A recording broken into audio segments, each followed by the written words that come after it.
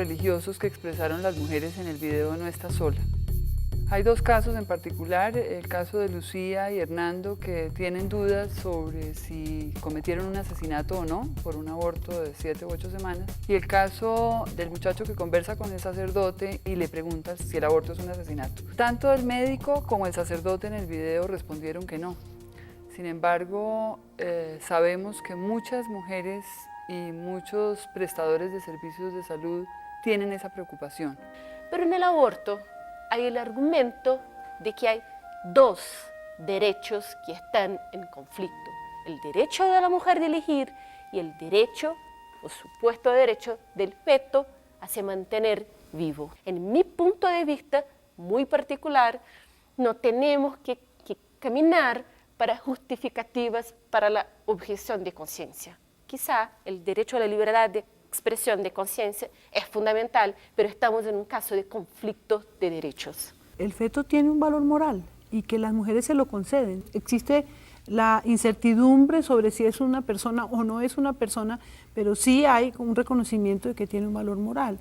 Pesa el valor moral del feto, pero la decisión se toma en función de cuáles son los beneficios para ella y para esa nueva criatura si ese embarazo no se interrumpe. Son los estados, son las naciones de cada país que van a decidir cuál es el estatus moral del feto.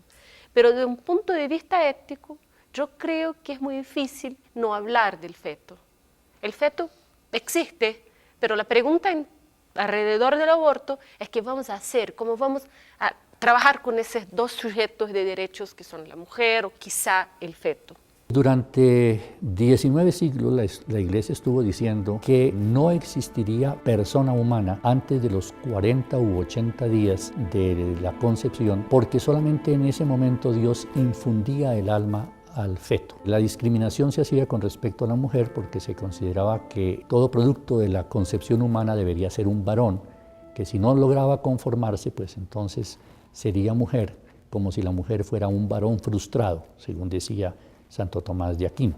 Después del descubrimiento del óvulo y el espermatozoide, las disposiciones oficiales de la Iglesia comenzaron a decir que desde el mismo momento de la concepción ya había persona. Pero el desarrollo de la ciencia, sobre todo de la genética, nos ha ido mostrando que no podríamos encontrar en un desarrollo embrionario una persona si no tuviéramos un sustrato biológico suficiente para determinar dónde poner esa personalidad. Como la personalidad es la racionalidad, o se sustenta en la racionalidad, y la racionalidad se sustenta en el sistema neurocerebral, un documento reciente de la Santa Sede está afirmando lo que acabo de indicar, que esto es un asunto en discusión, que no se ha llegado a una claridad total por parte de la ciencia y que por tanto cabe la posibilidad de entender lo que afirmamos muchísimos teólogos y muchos científicos católicos, que mientras no haya suficiente sustrato biológico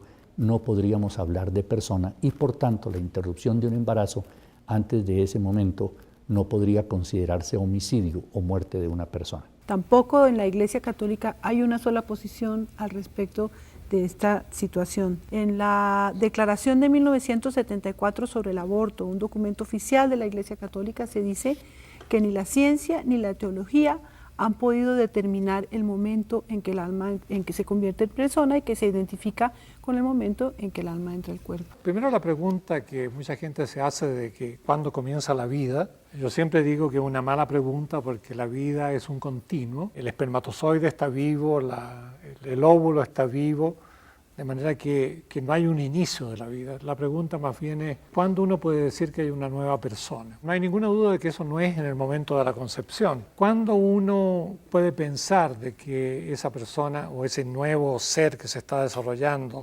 comienza a tener un valor moral, de alguna forma empieza a competir con el valor moral de la mujer? Es otra pregunta. La interpretación de qué valor tiene lo que la ciencia te dice varía de una persona para otra. No hay una verdad biológica que sea aceptada universalmente. Pues es que actualmente no hablamos de presencia de alma, no tenemos sino un cuerpo humano, vida humana, sin lugar a dudas, pero todavía no tiene el fundamento para pensar que es una persona con capacidad racional.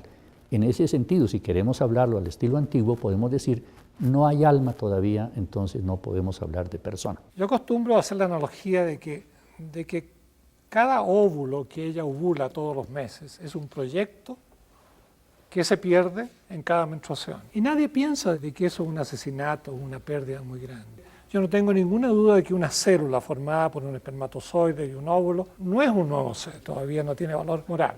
Las mujeres tienen una enorme inquietud en qué es lo que está sucediendo en su útero y creo que todas las explicaciones que se han dado son parte de una asesoría responsable, pero hasta que una mujer, esa información que aparece como científica o racional, no aparezca en su emoción como factible, no debe interrumpir un embarazo. Digamos, el fantasma de no haber desmontado o haber aclarado esto, qué tan feto o qué tan bebé, como ella lo denomina, es, me parece que es muy dañino. De ahí que la asesoría, todo el acompañamiento, tiene que ir modulando, tiene que ir entendiendo afectivamente cómo está haciendo la vinculación con el embrión o el feto. En unos tiempos antiguos, fanáticos diría yo del catolicismo, se enseñaba que era necesario bautizar a cualquier feto que no lograra sobrevivir. Hoy en día la Iglesia considera que eso no tiene sentido. Basta el deseo de la familia para considerar que esa persona fue al cielo, se salvó. Ahora bien, el bautizo de deseo, que así lo llamamos, es más que suficiente para no tener que acudir al bautismo de agua en el caso de una muerte de un feto, cualquiera que sea la circunstancia en que haya acontecido. Este argumento de la inocencia del feto lo maneja muchísimo de una manera inadecuada la Iglesia oficial en algunos documentos, porque dice que nadie en ninguna circunstancia y por ningún motivo puede quitarle la vida directamente a una persona inocente.